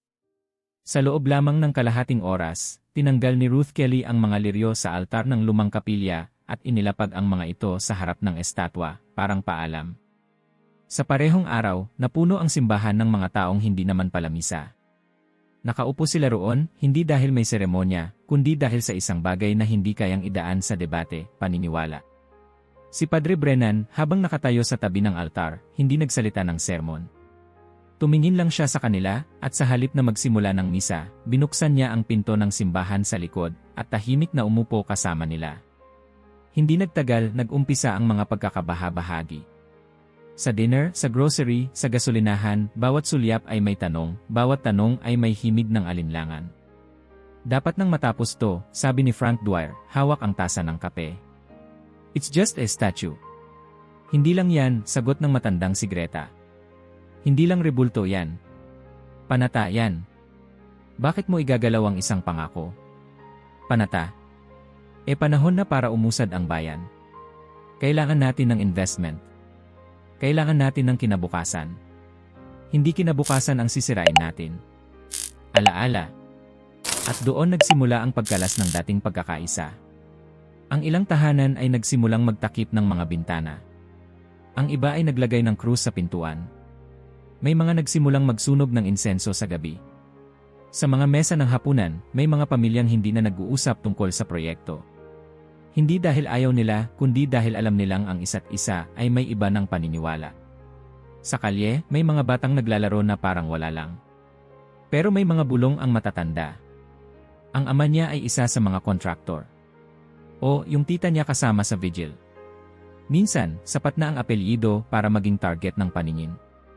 Isang hapon, habang naglalakad si Ethan sa pagitan ng tindahan ni Gus at ng barbershop, may napansin siyang linyang iginuhit sa simento, pulang chalk, isang diretsong guhit mula timog hanggang hilaga, may nakasulat sa gilid, saan ka lulugar. Hindi niya alam kung sino ang gumawa. Pero hindi ito biro. Isang guhit sa simento, pero ang tunay na linya ay tumatawid sa puso ng bawat isa. Sa gabi, tumaas ang bilang ng mga nagbabantay sa burol. Hindi na sila sabay-sabay umaakyat. Ang iba, umaakyat ng mag-isa. Ang iba, buong pamilya. Ngunit lahat, dala ang parehong bagay, kandila, dasal, at tahimik na pag-asa na baka may mangyaring magpapabago ng isip ng mga leader. Si Lisa Torres, pagkatapos ng matagal na pag-iwas, umakyat din muli kasama si Mateo. Tahimik ang bata, hawak ang kamay ng ina, habang pinapanood ang mga taong naglalagay ng bagong bulaklak sa paligid ng estatwa. Hindi sila titigil, sabi ni Lisa, halos hindi marinig. Baka hindi rin siya, sagot ng anak. Kinabukasan, pinatawag ni Mayor Harper ang isang pulong sa town hall. Lahat ay inanyayahan. Ngunit sa loob ng kalahating oras, ramdam ang tensyon. Umangat ang boses ng ilan. Ang dating mahinahong Ruth ay hindi nagsalita, pero hindi rin umalis. Nagbigay si Darren Wexler ng update sa status ng kagamitan. May backup system na tayo. Lahat ay protested. Mas mababa ang risk. Sa susunod, walang palya. Tumahimik si Ethan sa likod ng silid. Tinitigan niya ang mga mukha, mga dating magkakapitbahay, ngayon ay parang magkabilang panig ng digmaan. Kung magtagumpay tayo, sabi ng isang miyembro ng konseho, magkakaroon tayo ng access sa bagong access road, bagong investors, at mas malaking turismo. Kung magtagumpay kayo, sabi ng isang boses mula sa gilid, baka wala nang bumalik. Lumipas ang mga araw, at ang burol ay naging parang puso ng isang nilalang na hindi kayang mabuhay nang hindi nararamdaman ang sariling ritmo. Doon bumabagsak ang lahat ng tanong. Doon umiikot ang lahat ng sagot. Si Ethan ay halos araw-araw nang nandoon. Wala na siyang sinusulat. Parang hindi na yon ang layunin niya. Pinagmamasdan niya ang bawat galaw, hindi ng estatwa, kundi ng mga taong nakapaligid dito. Isang gabi, may batang umakyat mag-isa, may dalang maliit na tela. Ipinosisyon niya ito sa paanan ng rebulto. Umupo siya, saka yumuko, parang nagdarasal. Nilapitan siya ni Ethan. "Anong pangalan mo?" tanong niya. "Kali," sagot ng bata. "Gusto ko lang pong sabihin salamat sa kanya." "Sa estatwa?" "Sa babaeng tumulong kay Papa noong nagkasakit siya." "Buhay pa ba si Papa mo?" "Tapos na raw," sabi nila. "Pero hindi siya nawala. Kaya heto ako." Napatingin si Ethan sa tela. Isang maliit na piraso ng damit, borda ang salitang "salamat" sa gitna. Hindi niya alam kung anong unahin, ang tanong kung sino ang tinutukoy ng bata, o kung paanong kahit batang gaya niya ay may dalang panata. Bumalik siya sa ibaba ng burol na parang bitbit ang bigat ng dalawang mundo, ang mundo ng kwento, at ang mundo ng katotohanang hindi kailangang ipaliwanag. Sa oras na yon, alam na niya, hindi lang nahati ang bayan. Nahati rin ang pananampalataya. Pero ang burol, ang estatwa, ay hindi humahatol. Naghihintay lang ito. Tahimik. Matyaga. Tulad ng mga panatang hindi kailanman binigkas ng malakas, ngunit kailan may hindi nakalimutan. Ang araw ay sumikat ng walang ulap. Perpektong langit, sabi ng mga meteorologo, isang araw para sa progreso. Para sa ilan, ito ang simula ng bagong yugto para sa St. Mary's Creek. Para sa iba, ito ang huling babala na binaliwala. Alas 7 ng umaga, umarangkada ang mga truck paakyat ng burol. May 3 bagong gindeste, 2 generator, at 16 na operaryo, karamihan hindi taga rito. Naka-full gear, may helmet, radio, harness. Kumpleto. Mula sa baba, ang burol ay nagmistulang construction site, hindi banal na lupa. Si Darren Wexler ay nakapwesto sa command tent, headset sa tainga, clipboard sa kamay. Walang emosyon sa mukha, pawang focus. Gabi pa lang, paulit-ulit na niyang tiningnan ang mga diagram, inaral ang wind load, siniguro ang calibration. Walang sablay ngayon, bulong niya. Walang lugar para sa hiwaga. Ngunit sa ibaba, sa paanan ng burol, nagsimulang magsama-sama ang mga tagabayan. Walang karatula. Walang sigaw. Tahimik. Tila alam nilang hindi nila mapipigil ang plano, pero hindi rin nila kayang hindi sumaksi. Naroon si Ruth, si Lisa at si Mateo, si Padre Brennan, si Martha Grady na may hawak na payong kahit walang ulan. At si Ethan, tahimik na naglalakad paakyat, hindi na bilang mamamahayag, kundi bilang isa sa mga nagmamasid. Clear sa lahat ng anchor points, ulat ng foreman sa radio. Simulan ang lift. Phase 1, sagot ni Darren. Bumuga ng tunog ang mga makina. Umigting ang mga cable. Pumintig ang lupa ng bahagya, hindi lindol kundi presensya. Parang may bumangon sa ilalim ng marmol. Tumunog ang unang badal. Bong. Nagkatinginan ang ilang operator. Hindi galing sa speaker. Walang kampana sa site. Pero malinaw. Focus, utos ni Darren. Continue lift. Tumaas ang gauge. 1 punto, 2 punto bahagyang lumuwag ang ilalim ng base ng estatwa. Halos hindi mapansin. Milimetro lang. Pero para sa sistema, iyon ay kilusan. May movement, sabi ng technician. 0.01 degrees. Tumunog ang ikalawang badal. Bong. Ang mga tao sa baba ay hindi kumilos. Tumingin lang sa estatwa. Walang nagsalita. Walang umiiyak. Wala ring umalis. Dagdagan ang power. Phase 2, utos ni Darren. Umugong ang pangalawang crane. Nagliyab ang AC indicators. Tumaas ang pressure sa hydraulic line. Sir, sabay abot ng warning code ng isa sa mga technician. May fluctuation sa circuit U. Push through, sagot niya. Malapit na tayo. At saka, ang ikatlong badal. Bong. Sa mismong saglit na yon, sa kalangitang walang ulap, sa araw na walang ulan, bumagsak ang isang kidlat. Mula sa taas. Mabilis. Direkta. Hindi sa estatwa. Hindi sa tao. Sa gitna ng control panel kung saan nakatayo si Darren. Tumilapon siya. Tumalsik ang headset. Napasigaw ang isang engineer. Nagtilian ang ilang trabahador. Ang mga screen ay nag-blackout. Ang mga makina ay sabay-sabay na huminto. Nabigla ang lahat. Nang dumating ang alikabok, may isa pang pumutok, ang gearbox ng pangunahing gindeste. Bumigay ang isang cable. Tumama ito sa lupa, ilang pulgada lang mula sa paa ng isang trabahador. Nadulas ang isa, muntik mahulog sa gilid. Ngunit sa kabuuan, walang nasaktan. Bumaba ang usok. Nagpumilit tumayo si Darren, may sugat sa gilid ng noo, nanginginig ang mga daliri. Stop, shut it down, bulong niya. Paulit-ulit. Shut it all down. Nag-etyo ang utos. Parang basag na alon sa hangin. Sa ibaba, isa-isang naupo ang mga tao sa damuhan. Para bang sila mismo ay nawalan ng bigat. Hindi sa lungkot, kundi sa pagkakaalam. Natapos na. Hindi na kailangan ng debate. Hindi na kailangan ng permit. Hindi na kailangan ng paliwanag. Si Ethan ay lumapit sa gilid ng estatwa, humawak sa paanan nito, at sa loob ng kanyang dibdib ay tumunog hindi ang takot, kundi ang pagtanggap. Ang rebulto ay hindi gumalaw. Hindi kailangang gumalaw. Ang mundo ang siyang nabaluktot sa paligid nito. Sa likod ni Ethan, lumapit si Mateo, hawak ang kamay ng ina. Ma, sabi ng bata. Ayaw niya talagang umalis, di ba? Hindi, sagot ni Lisa. At mukhang hindi na rin niya kailangan. Pagbaba ng mga tao mula sa burol, ang araw ay unti-unting nagliliwanag muli. Ang hangin ay bumalik sa dating lamig. Ang mga ibon na kanina patahimik ay muling nag-ingay. Ang mga kontraktor ay nag-empake. Ang bayan ay huminga. Ang burol ay nanatiling tahimik. Ngunit mula ngayon, hindi na ito katahimikang nangangailangan ng paliwanag. Ito ay isang sagot. Isang huling tulak na tinanggihan ng langit mismo. Walang pahayag mula sa munisipyo. Walang opisyal na memo.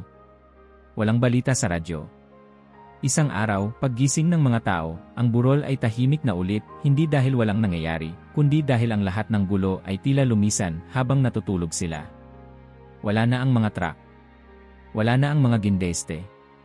Wala na ang mga tarpulin, ang mga hazard sign, ang mga makukulay na helmet at humuhuning makina.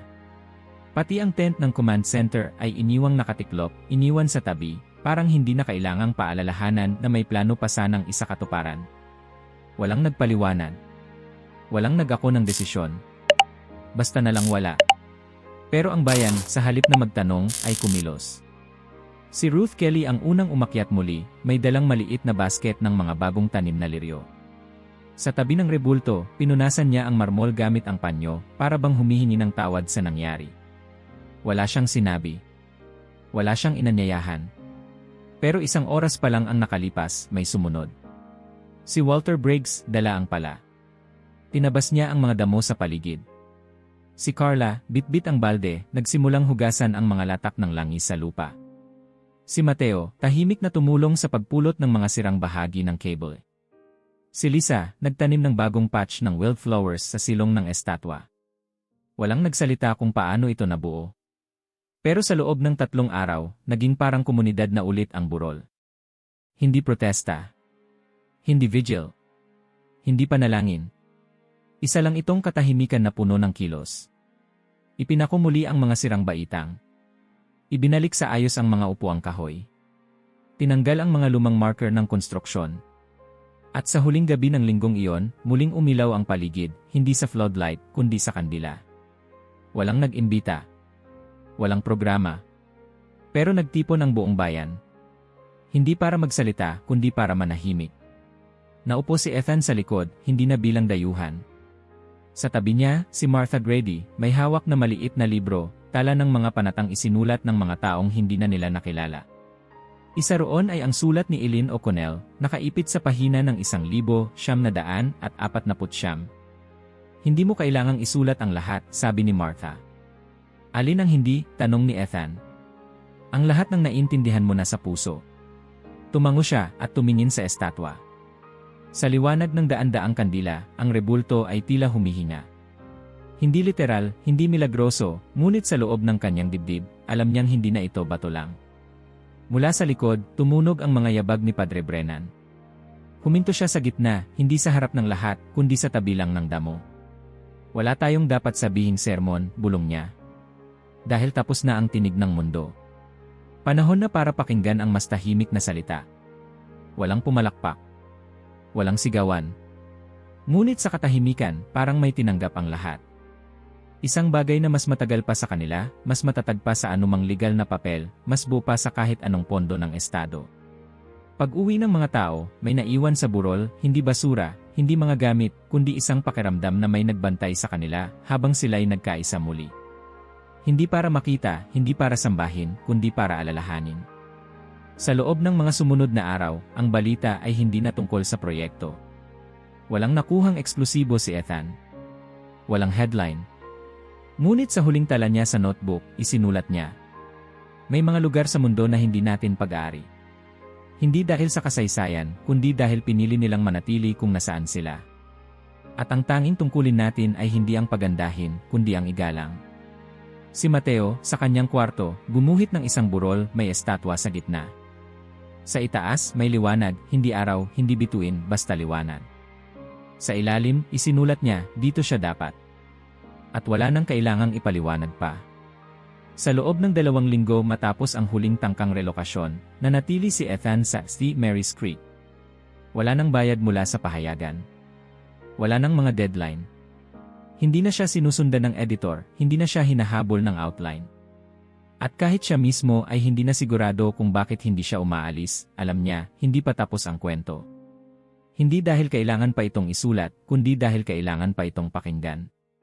Tuwing gabi, umaakyat siya sa burol, hindi na may bitbit na recorder o camera.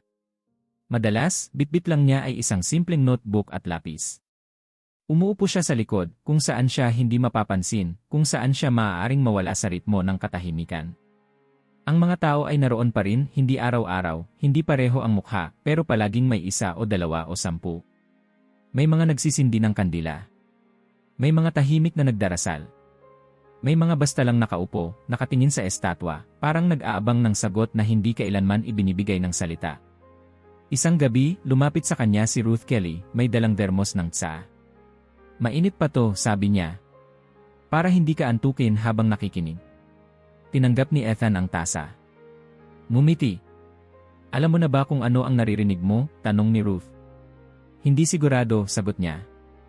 Pero alam kong hindi ito para isulat sa front page. Tumango si Ruth. Ang pinakamainay na tinig ay hindi laging malakas. Minsan, yung binubulong lang sa loob ng puso, yun ang pinakabuo. Kinabukasan, umupo siya sa ilalim ng punong cedar sa tabi ng burol. Doon niya sinimulang isulat ang hindi niya inaakalang babanggitin sa kahit anong publikasyon. Hindi lahat ng kwento ay para ibenta. May ilang kwento na ibinubulong sa iyo, hindi para ipahayag, kundi para alagaan.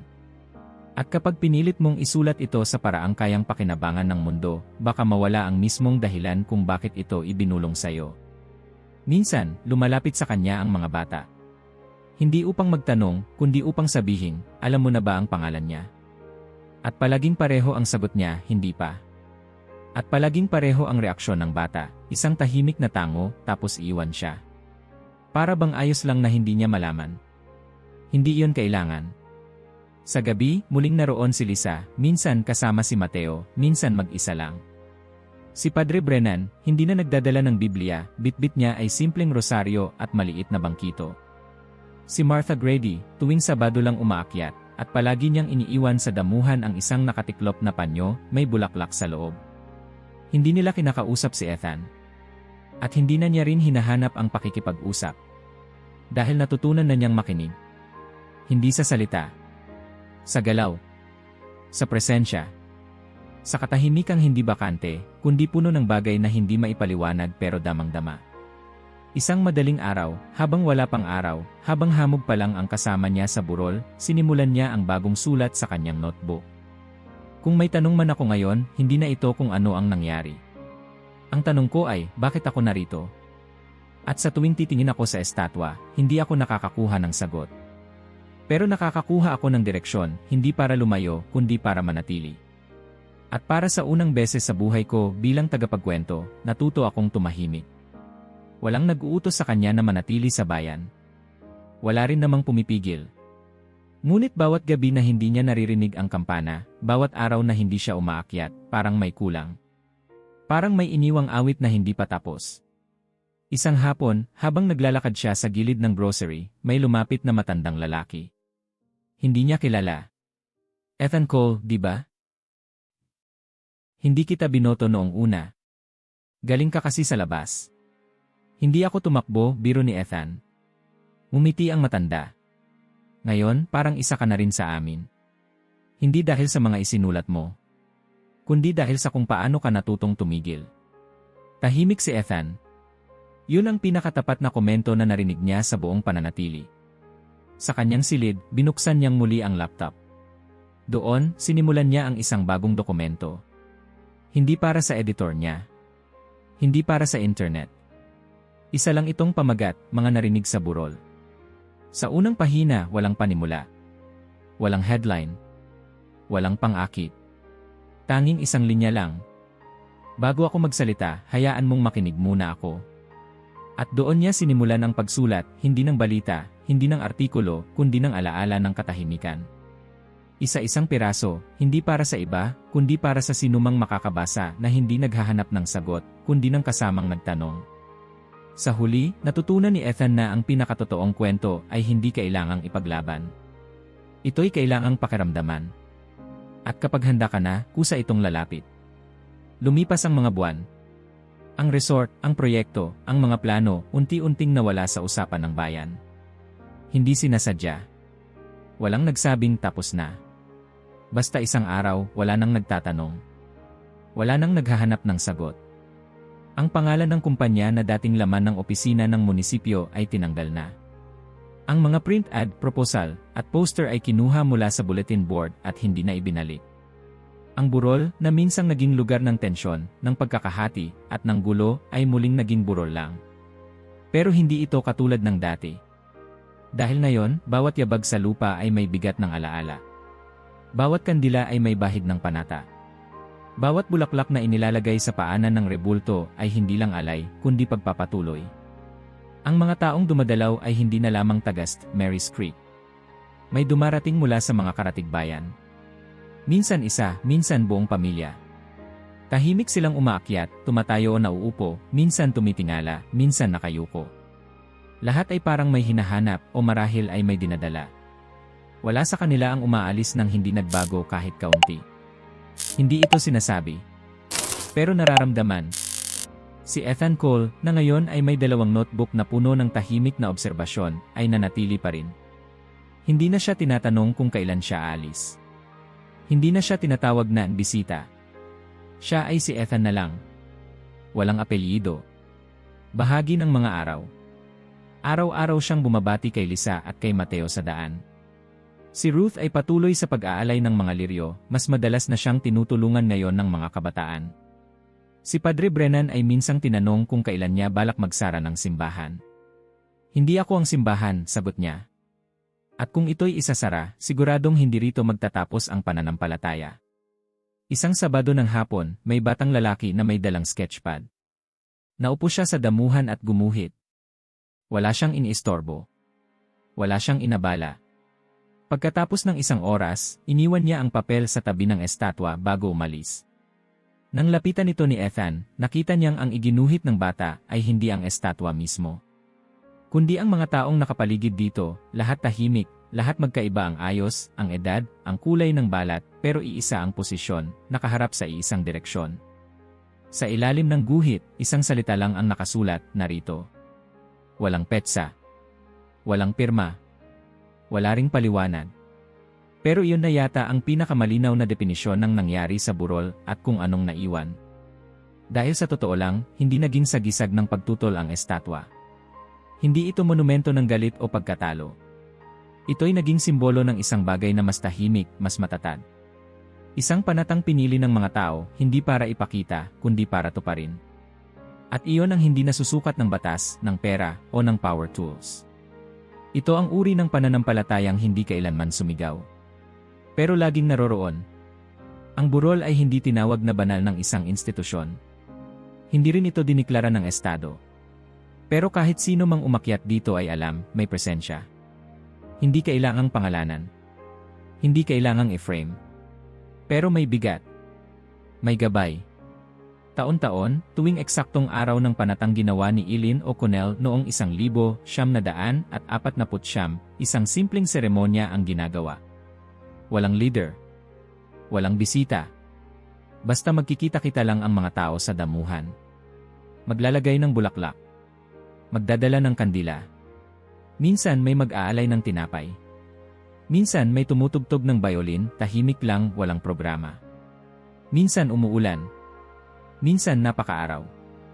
Pero palaging may dumarating. Hindi para ipakita ang pagkakaisa, kundi para alalahanin na minsan, sa panahon ng kaguluhan, pinili nilang hindi lumaban. Pinili nilang manatili. At sa pananatili nila, nabuo ang isang panata na hindi kailanman tinapos. Minsan, sa kanyang silid, binubuksan ni Ethan ang notebook at binabasa ang unang talang isinulat niya, isang bayan na may rebultong ayaw nilang igalaw. Ngayon, sinulatan niya ito sa gilid, hindi nila ayaw galawin. Pinili lang nilang alagaan. Tumayo siya, dumaan sa kalsadang tahimik, sa harap ng mga lumang bahay, sa tindahang laging bukas, kahit wala masyadong customer. Umaakyat sa burol, sa damuhang hinaplos ng libo-libong hakbang. At sa pagdating niya sa tuktok, tinanaw ang estatwa, hindi bilang kwento, hindi bilang paksa, kundi bilang paalala. Na ang mga pangako, kapag totoo, hindi kailangan ipagsigawan. Kailangan lang panindigan. At kung tatanungin mo ang kahit sinong tumigil sa burol na yon, kung anong meron doon, baka wala silang masabi. Pero titingin sila sa'yo. Nang may katahimikan. Nang may pag-unawa. Nang may paniniwala. At sasabihin lang sa pinakatahimik nilang tinig. Narito siya. Kung naabot mo na ito, mag-iwan ng like at mag-subscribe. Kasi ang mga ganitong kwento, dapat ikaw ang unang makakaalam.